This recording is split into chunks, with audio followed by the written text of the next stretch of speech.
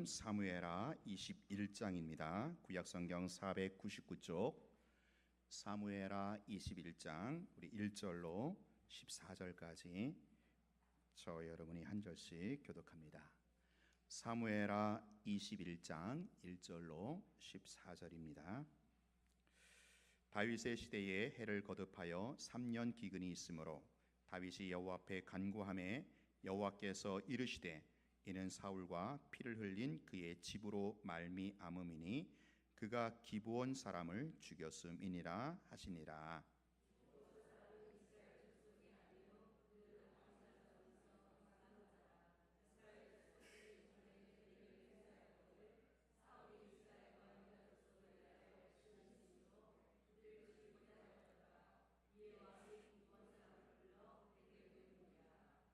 다윗이 그들에게 묻되 내가 너희를 위하여 어떻게 하랴?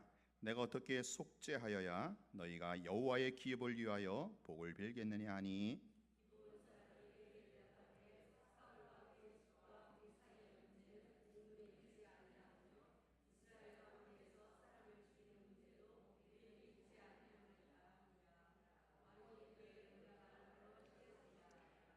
그들이 왕께 아뢰되 우리가 학살하였고 또 우리를 멸하여 이스라엘 영토 내에 머물지 못하게 하려고 모해한 사람의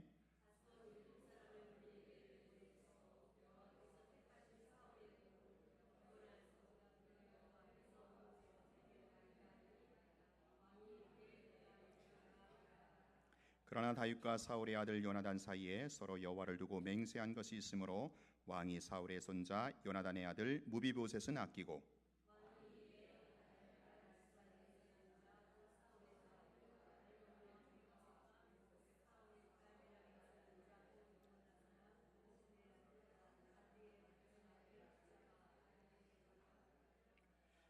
그들을 기브온 사람의 손에 넘기니 기브온 사람이 그들을 산 위에서 여호와 앞에 목매어 달매 그들 7사람이 동시에 죽으니 죽은 때는 곡식 빼는 첫날 곧 보리를 베기 시작하는 때더라.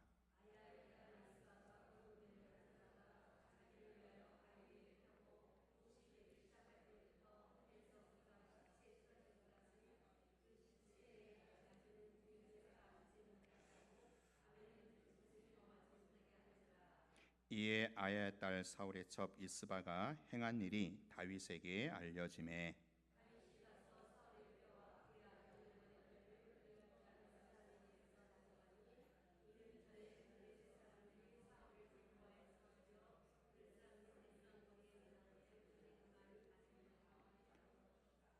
다윗이 그곳에서 사울의 뼈와 그의 아들 요나단의 뼈를 가지고 올라오매 사람들이 그 달려 죽은 자들의 뼈를 거두어다가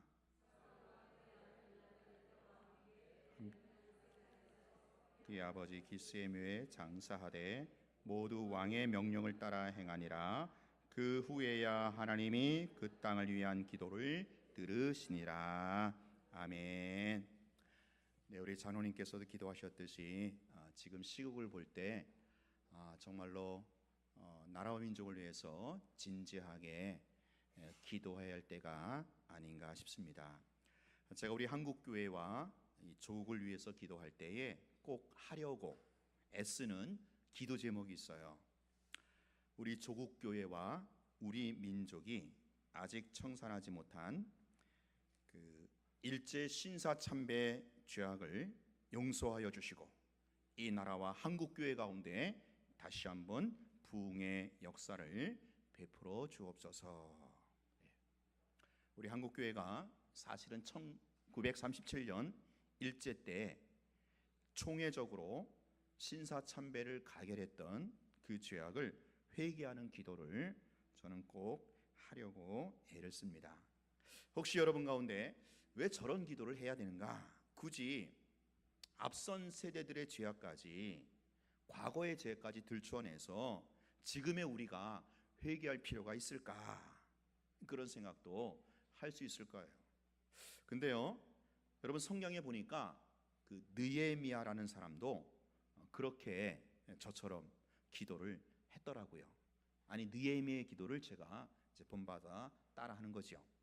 느헤미야 1장 6절에 보면 이제 종이 주의 종들인 이스라엘 자손을 위하여 주야로 기도하며 우리 이스라엘 자손이 주께 범죄한 죄들을 자복하오니 주는 귀를 기울이시며 눈을 여시사 종의 기도를 들으시옵소서. 나와 내 아버지의 집이 범죄하며 하여. 느헤미야도 앞서간 세대의 죄악을 자기가 끌어안고 회개하는 기도를 했던 겁니다. 여러분, 우리가 왜 앞서간 세대, 우리 열조 조상들의 죄악까지 지금의 우리가 떠안고 회개를 해야만 할까요? 한국교회 선배들이 가결한 신사참배의 죄악까지 왜 우리가 회개를 해야만 할까요? 잿더미가 되어서 다 무너져버린 그 예루살렘 성벽 앞에서 느헤미야는 왜 조상들 아버지의 집이 범죄한 것까지 거슬러서 애통하며 회개를 했을까요? 이에 대해서 죄가 갖는 두 가지 속성을 좀 먼저 말씀드리고 싶습니다. 공동체성과 역사성이라고 하는 건데, 죄는 먼저 개인적인 문제로 끝나지 않습니다. 공동체의 문제로 전이가 되고 다른 사람들에게도 안 좋은 영향을 끼치게 된다라는 거예요. 자, 보세요. 아간의 범죄, 한 사람의 범죄로 말미암아 이스라엘 백성 전체에게, 공동체에게 심각한 영향을 끼치지 않습니까? 아나니아와 삽비라, 그 신약에 와서 그 아나니아와 삽비라의 죄가 초대교회의 기반을 흔들리게 하는 그러한 죄로 이어지게 됩니다. 여러분, 가정에서도 마찬가지예요. 부모의 잘못과 허물이 이게 자녀들에게도 알게 모르게 안 좋은 영향을 미치게 된다라는 거죠.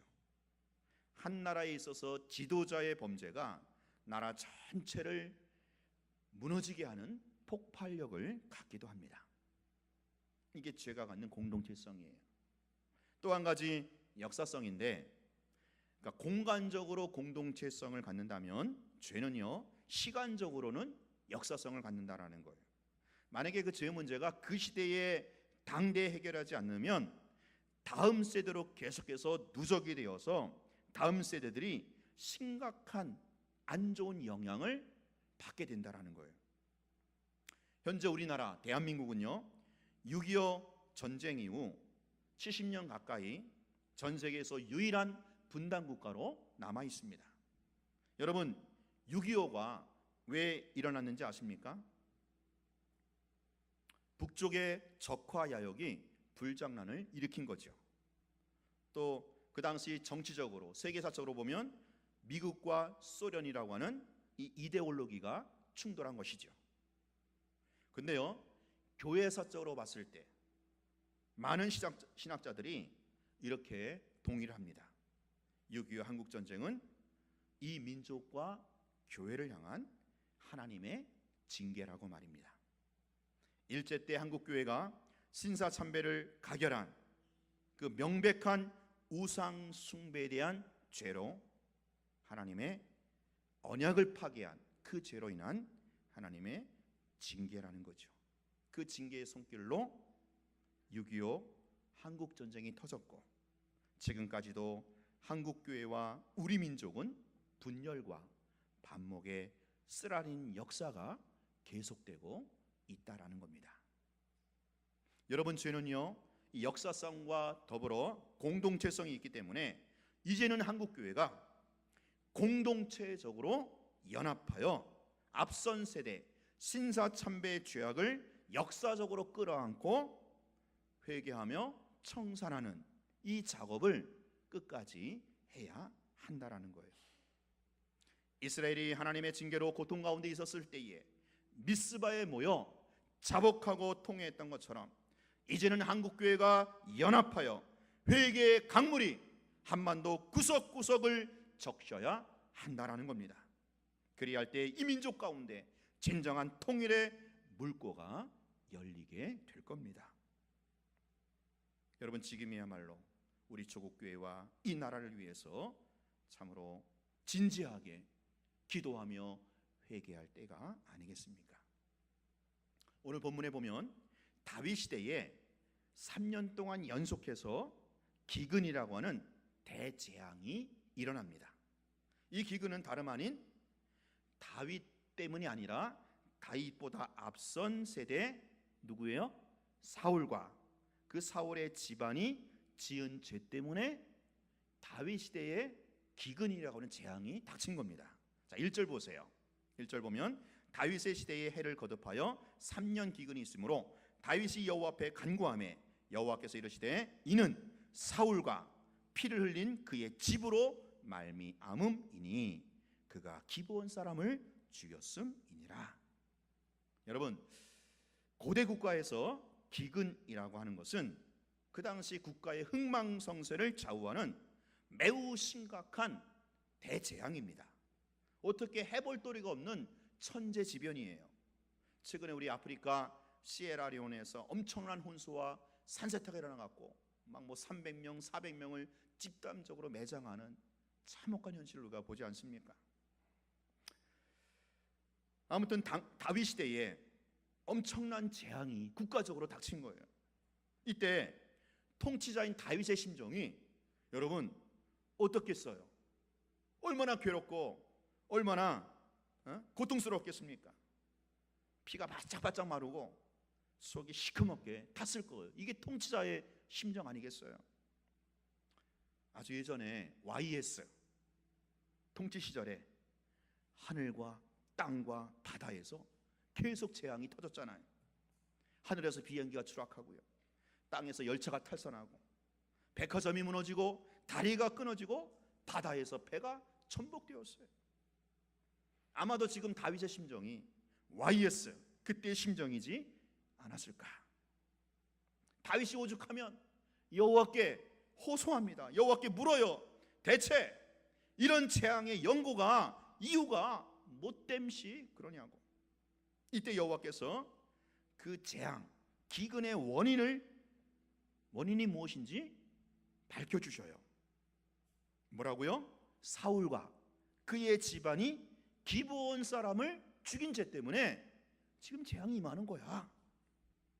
자, 여러분, 제가 앞서 말씀드렸잖아요. 죄는 역사성을 갖는다라고 했죠. 사울 시대에 자행한 죄 때문에 다윗 시대에 그 쓰라린 열매를 먹게 되는 거예요. 사울이 범한 죄악이 아직 청산되지 않았기 때문에 그것이 누적이 되어서 다윗 시대의 기근이라고 하는 징계로 찾아온 거다라는 거죠. 자, 본문에서 우리가 먼저 주목할 것은 사울이 기브온 사람을 죽인 게 뭐가 그렇게 큰 죄악인가? 기브온 사람 죽인 게 얼마나 큰 죄길래 국가적으로 재앙이 임했는가라는 거죠. 왜냐? 여러분, 기브온 족속은 이방인 족속이잖아요. 이방 족속. 다윗도 수많은 전쟁을 치르면서 이방 족속을 멸하지 않았습니까? 그런데 지금 이 사울이 기브온 족속 죽인 게 이게 국가적 재앙을 왜 초래까지 하게 되었는가라는 거예요.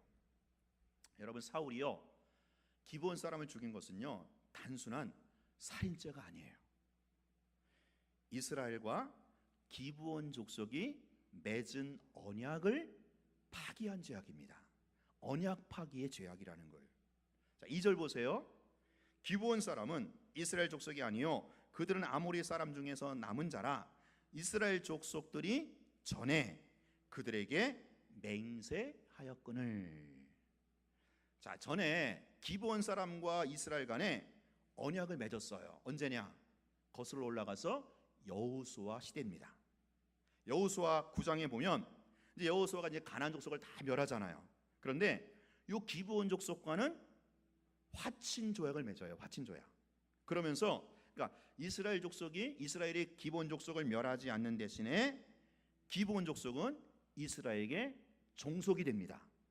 그래서 기브온 족속은 이스라엘에게 종로로 타고 이스라엘 족속은 기브온 사람을 절대 멸하지 않기로 서로 간에 뭐예요? 언약을 맺어요. 조약을 맺는 거죠. 자, 그러므로 여호수아 시대 그 이후로도 계속해서 이스라엘의 통치자는, 이스라엘의 왕은 기브온 족속을 절대로 멸해서는 안 되는 거예요. 언약을 지켜야 되는 거예요. 조약을 지켜야 되는 거예요. 문재인 대통령이 앞선 정부들이 미국과 맺은 조약은 계속해서 어떻게 해요? 지켜야 되는 것처럼 말이에요. 자, 그런데 사울은요, 앞선 지도자 여호수아가 기본 족속과 맺은 언약을 어떻게 한 거예요? 그걸 파기한 겁니다. 그래서 기본 족속을 죽인 거예요. 파기하고. 사울이 피를 흘린 죄악은 단순한 살인죄가 아니라 바로 언약 파기의 죄라는 거죠. 여기에 대해서 언약적 징계로 기근이 따른 겁니다. 언약 파기에는 반드시 언약 징계가 따르게 되어 있어요. 자, 이제 다윗 시대에 일어난 3년 기근의 원인, 그 뿌리가 밝혀졌어요. 자, 이제 진단이 나왔으니까 이 필요한 건 뭡니까? 진단 나왔으니까 처방이죠. 처방. 그래서 다윗이 처방하려고, 어쨌든 이 기근이라는 재앙이 멈춰야 되니까 처방을 하려고 기브온 사람들에게 물어요. 3절이죠. 3절, 다윗이 그들에게 묻되 내가 너희를 위하여 어떻게 하랴?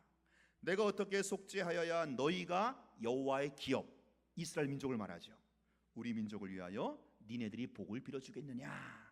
그러니까 내가 어떻게 하여야 이 기근이라고 하는 징계가 풀릴 수 있겠느냐? 어떻게 해야 사울과 그의 집안이 범한 죄악을 용서받고 이 기근이 해결될 수 있겠느냐? 그렇게 지금 다윗이 기브온 사람에게 묻는 거예요. 자, 이때 기브온 사람이 뭐라고 합니까? 4절에 보세요. 눈으로 한번 보시면 이 문제는 은금에 있지 않다. 돈으로 해결할 문제가 아니라는 거예요. 그러면서 근본적인 처방책을 밝혀주는데 말 그대로 장난이 아니에요. 사울이 범한 죄악 때문에 사울의 집안에서 그의 자손 몇 명? 7명을 제물로 바쳐야 된다는 거예요. 이게 처방책이에요. 6절 보세요. 자손 7사람을 우리에게 내주소서. 여호와께서 택하신 사울의 골 기브아에서 우리가 그들을 여호와 앞에서 목매어 달겠나이다 하니 왕이 이르되, 다윗이죠, 내가 내주리라. 여러분, 황당하지 않습니까? 지금 이 기근 문제를 해결하기 위해서 사람을 인신제물로 바쳐야 한다니, 이거 뭐 심청이 얘기하는 것도 아니고 성경이 심청전이 아닐 거란 말이죠. 근데 더 당황스러운 것은 여기에 다윗이 동의를 해요. 그리고 실제 그렇게 합니다. 사울의 집안 중에서 7명을 제물로 내줘요. 여러분, 이 대목을 우리가 어떻게 받아들여야 되겠어요? 이 기근이라는 문제를 해결하기 위해서, 기근이라는 징계를 풀기 위해서 인신제물로 바치는 이 문제에 대해서 어떻게 여러분 해석을 해야 됩니까? 제가 말씀드리고 싶은 것은 성경은요, 여러분, 도덕적, 윤리적으로 보면 성경을 제대로 해석할 수가 없어요. 도덕적으로는, 윤리적으로만 보면 아브라함 스토리 이해할 수가 없어요. 성경은요, 명심보감이 아니에요. 성경은요, 하나님의 나라, 하나님과의 언약, 이런 관점에서 일단 신학적으로 해석을 해야 돼요. 오늘 본문도 마찬가지입니다. 자, 지금 다윗 시대에 일어난 기근, 이 기근의 원인이 뭐 때문에 그랬다고요? 앞선 세대 사울이 범한 죄 때문이다 밝혀졌어요. 그리고 그 죄는 단순히 사람을 죽인 윤리적 도덕적 죄악이 아니라 언약을 파기한 언약 파기의 죄악이다 라고 했습니다. 그러므로 언약을 파기한 죄악은 반드시 언약 방식으로만 처리를 해야 되는 거예요. 자, 그래서 언약적인 방법, 언약의 방법으로만 그 징계를 풀 수가 있는 거예요. 그러면 그 언약의 방식, 언약의 방법이 무엇이겠어요? 그것이 바로 구약시대 계속 흘러온 제사라는 겁니다. 제사법. 우리의 범죄로 말미암아 하나님과 우리와의 관계가 파기되었을 때 제사를 통해서 언약 관계가 다시 회복이 되는 거예요. 우리의 죄로 말미암아 하나님과의 관계가 끊어졌을 때 예수님이 십자가에 죄물이 되심으로 하나님과 우리 사이의 언약 관계가 다시 이게 회복이 된 거예요. 사울과 그의 집안이 기브온 족속과 맺은 언약을 파기하는 그 죄악을 범했기 때문에 사울의 집안에서 후손 7명이 그 죄에 대한 희생 제물로 바쳐져야 한다라는 겁니다. 자, 그래서 제사법에 능통했던 다윗이 그걸 알아들어요. 그래서 사울의 여손 중에서 7명을 내주게 됩니다. 7명이란 아마도 완전 숫자를 의미한다라고 볼 수 있죠. 그러니까 완전한 제물이 되었다라는 거예요.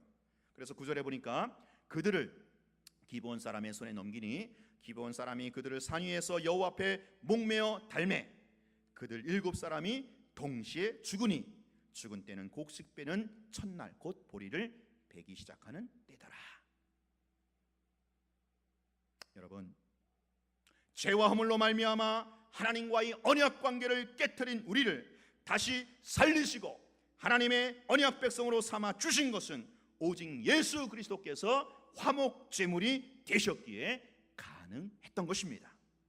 그리스도께서 우리의 죄를 대신하여 십자가의 희생 제물이 되셨기에 이제 하나님과의 관계가 복원이 된 거예요.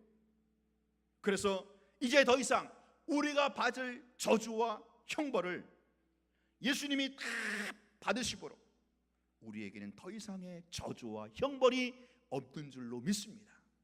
예수 믿는 사람에게는 더 이상 저주와 형벌이 없어요.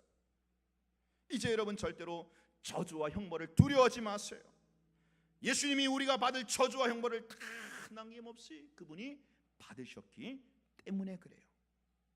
사울 집안의 범죄로 말미암아 그 후손 중에서 완전 숫자 7명이 모든 저주와 형벌을 다 받은 거예요. 그러므로 7명 외에 나머지 후손들에게는 더 이상의 저주와 형벌이 국물도 없어요. 더 이상 다른 사람이 제물로 죽을 필요가 없어요. 7명의 제물로 충분하기 때문에. 근데 여러분, 여기까지 봤는데 정작 현실적인 문제가 있다라는, 현실의 문제, 그게 뭡니까? 아직도 현실은 기근이라는 거예요. 기근이라는 징계가 아직까지 풀리지 않은 현실이 놓여 있다라는 거죠. 자, 7명의 희생제물로 말미암아 저주와 형벌, 죄에 대한 저주와 형벌은 다 해결됐지만 기근이라고 하는 이 문제가 여전히 현실로 남아 있다라는 거죠. 여러분 9절 끝을 보세요. 9절 끝. 사울의 후손 중에서 7명의 제물로 바쳐졌잖아요. 그런데 기근 문제가 해결됐습니까? 9절에서 안 했어요. 해결이 안 됐어요. 기근이라는 징계는 아직까지 풀리지 않았어요. 자, 그러면 이 기근 문제가, 이 기근이라는 징계가 언제 풀리고 언제 해결이 됩니까? 바로 마지막 절 14절 후반부 보세요. 모두 왕의 명령을 따라 행하니라. 그 후에야 하나님이 그 땅을 위한 기도를 들으시니라. 그러니까 14절에 가서 하나님이 다윗의 기도를 들으시고 가뭄이 해결되고 기근 문제가 그 땅에 해결된 거예요. 14절에 가서. 자, 그래서 그러니까 9절까지는 아직 해결 안 됐어요. 14절에 가서. 그래서 오늘 본문의 핵심은요 10절부터 14절이 본문의 코드입니다. 핵심이에요. 여러분, 그럼 이 10절과 14절 사이에서 어떤 일이 있었습니까? 누가 등장을 하는지 아세요? 11절 보세요.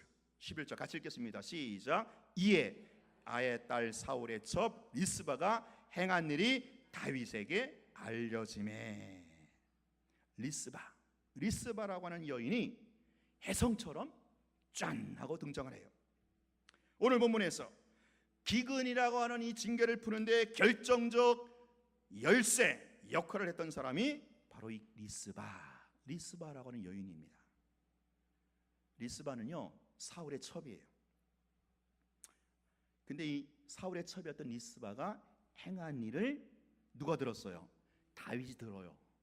리스바의 행함을 다윗이 듣고 다윗이 어떻게 합니까? 이 문제를 사울의 뼈 그의 아들 요나단의 뼈 그리고 제물로 바쳐진 7명의 시체를 수습해서 장사를 지내줍니다. 그게 이제 13절 14절. 그리고 나서야 징계가 풀리고 기근 문제가 해결이 되었다라는 거예요.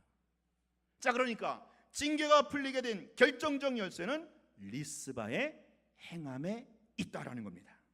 자, 그러면 리스바의 행함이 도대체 어떤 행함이냐? 10절이죠.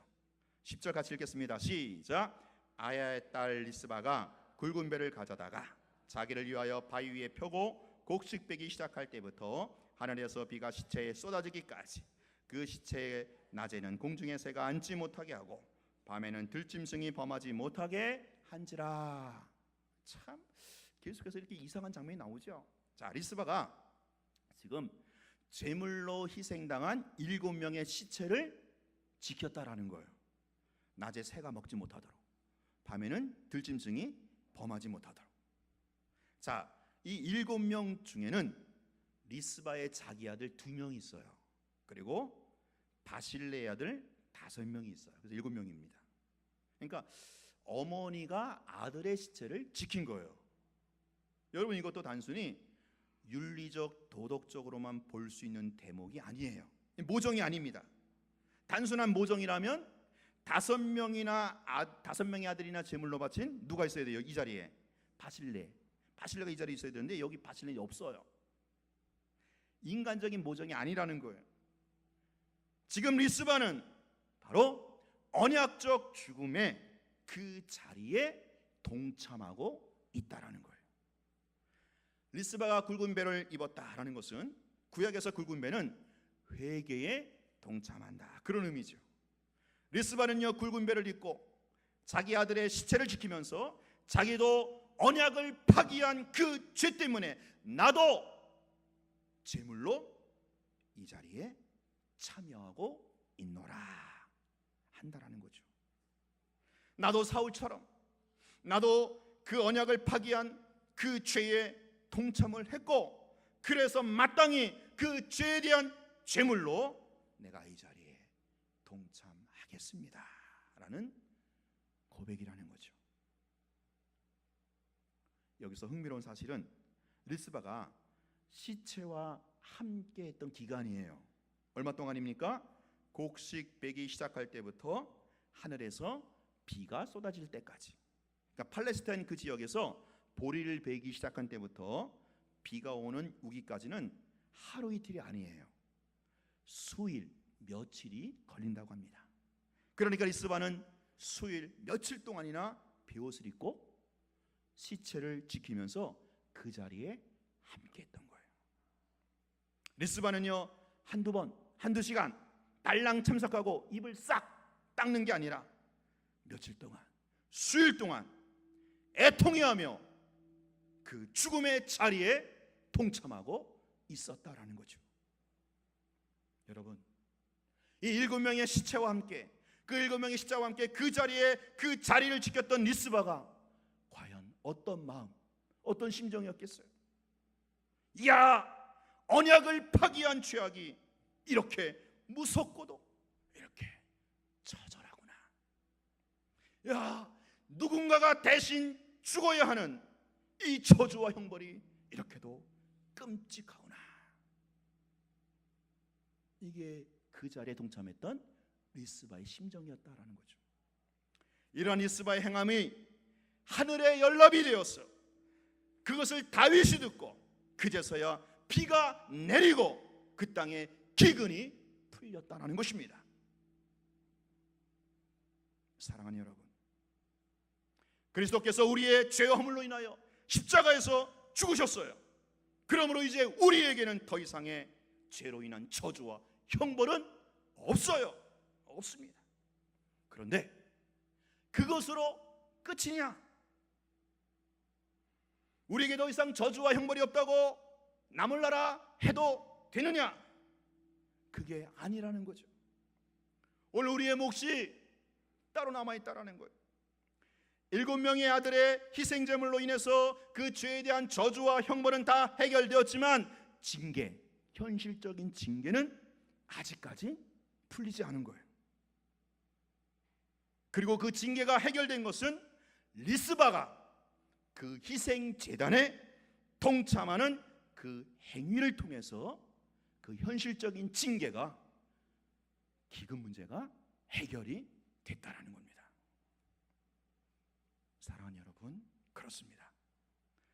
저주와 형벌은, 죄로 인한 저주와 형벌은 이미 그리스도께서 십자가에서 다 해결하셨지만, 오늘 우리의 현실, 우리의 실제에 있어서 이 징계가 풀리는 것은 오늘 우리의 회개를 통해서, 오늘 우리가 십자가 그 자리에 동참하는 행함을 통해서, 오늘 우리가 십자가 나무 아래 나아가는 그 행함을 통해서 우리의 현실적인 징계가 풀려지게 된다는 것입니다.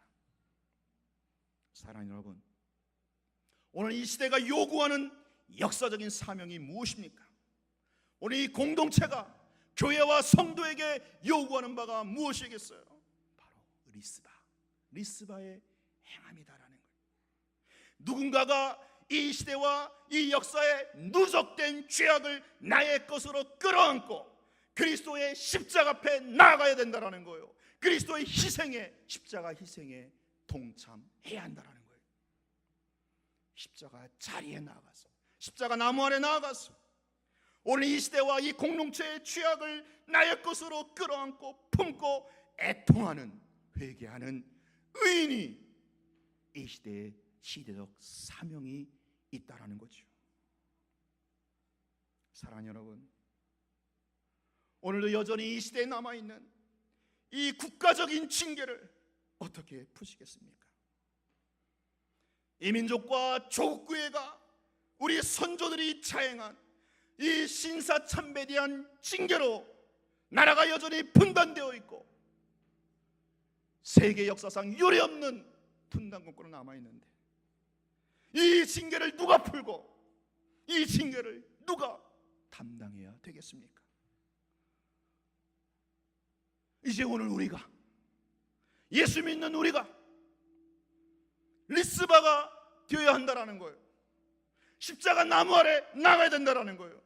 십자가 나무 아래 나가서 이 민족과 조국교회의 죄악을 나의 것으로 끌어안고 가슴을 쥐어뜯으며 마음을 찢는 회개와 애통이 이 시대에 필요하다라는 거예요. 이스라엘이 국가적인 이 위기에서 미스바에 다 모여갖고 회개했던 것처럼 오늘 한국교회가 다 연합하여 일제 신사참배의 그 죄악과 잔재를 회개하고 통해야 된다라는 겁니다. 우리 민족이 지난 5,000년 동안 자행했다 그 우상 숭배의 폐악한 죄악을 오늘 우리의 죄악으로 접수하고 나의 죄악으로 결탁해서 하나님의 자비와 공유를 구해야 한다라는 거예요. 사울 시대의 죄악을 다윗 시대가 해결했던 것처럼 오늘 우리의 조상과 열조가 행한 그 죄악을 우리의 죄악으로 끌어안고 회개하며 해결해야 된다는 거예요. 사랑하는 우리 성도 여러분, 오늘 우리 가정과 우리 교회를 한번 돌아봅시다. 그리스도의 보혈, 그리스도의 피가 묻어있는 한 절대로 우리 가정과 우리 교회는 더 이상의 저주와 형벌은 없는 줄로 믿습니다. 여러분, 저주와 형벌이 뭐 있다느니 없다느니 더 이상 가게에 흐르는 저주를 끊으니만이 여기에 절대 속지 마십시오. 두려워하지 마십시오. 예수께서, 그리스도께서 우리를 대신하여 모든 저주와 형벌을 다 받으셨어요. 근데 여러분, 여전히 우리 가운데 남아있는 실제적인 문제가 있잖아요. 현실의 문제가 있잖아요. 뭐요? 징계는 남아있어요. 징계. 아직 기근이 해결되지 않았어요. 하나님과의 관계를 소홀히 했기 때문에 거기에 따라오는 하나님의 매운 손길, 징계가 있어요. 과거에 지은 죄 때문에 현재까지 계속되고 있는 후유증이 있어요. 여러분, 고질적인 문제로 발목 잡혀 있습니까? 삶이 꼬이고 삶이 뒤틀려 있습니까? 풀리지 않는 해묵은 숙제가 여전히 남아서 답답하십니까? 끊임없이 꼬리에 꼬리를 무는 우한 질고가 여러분 가운데 떠나지 않고 있습니까? 그렇다면 이거 누군가가 풀어야 되지 않겠어요? 누군가가 이거 막아야 되지 않겠어요? 내가 이러한 징계가 찾아온 내가 직접적 원인 제공자는 아니다 할지라도 지금 내가 여전히 그 파괴력과 그 후유증을 받고 있다면 오늘 내가 나서야 되지 않겠습니까? 내가 십자가 아래 나아가서 하나님, 우리 가정과 우리 교회와 이 민족과 국가의 죄악을 나의 죄악으로 끌어안고 하나님 앞에 회개하오니 주여 자비와 긍휼을 베풀어 달라고 누군가가, 리스바 같은 누군가가 호소해야 되지 않겠습니까?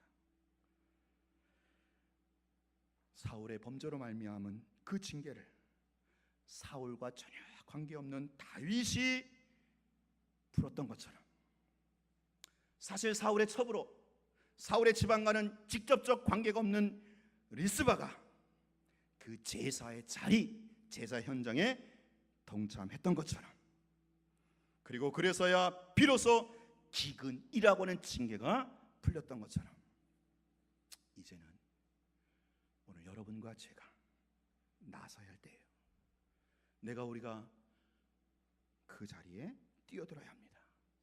여러분 가정에서 내 남편, 내 아내의 허물을 내가 끌어안고, 내 자녀의 잘못을 내가 끌어안고, 이 지역사회와 더 나아가 조국교회에 누적되어 온 이 역사적 죄악을 내가 끌어안고, 이것이 청산되기까지, 이것이 하나님 앞에 회개가 상달되기까지 하나님 이 징계를 풀어달라고 회개하며 애통하는 이 다윗과 리스바의 역할을 오늘 이 시대에 저와 여러분이 감당해야 되지 않겠습니까? 오늘 우리 아빠들이, 우리 남편들이 다윗 같은 중보자가 되시기를 바라요. 오늘 우리 엄마들이, 우리 아내들이 리스바 같은 그 자리를 지켜내시기를 바라요. 오늘 저와 여러분이 이 일의 주역이 되어서, 오늘 저와 여러분이 리스바가 되어서 오늘 우리 가정과 우리 가문에 우리 나라와 민족의 임한 징계를 풀어내는 역사가, 실마리가 풀려지기를 축원합니다. 그래 오늘 우리를 통하여 이 땅에, 우리 한국교회에 다시 한번 새롭게 부흥하는 역사, 살아나는 역사가 일어나기를 주의 이름으로 축원합니다.